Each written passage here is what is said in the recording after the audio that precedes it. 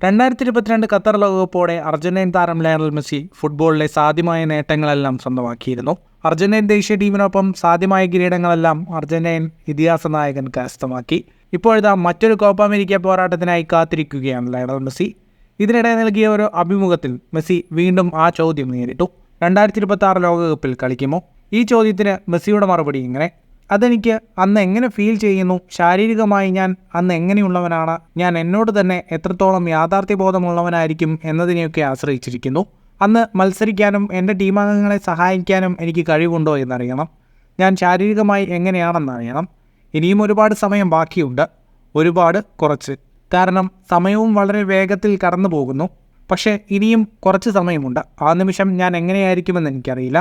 പ്രായം ഒരു നമ്പറാണെങ്കിലും അത് യാഥാർത്ഥ്യമാണ്.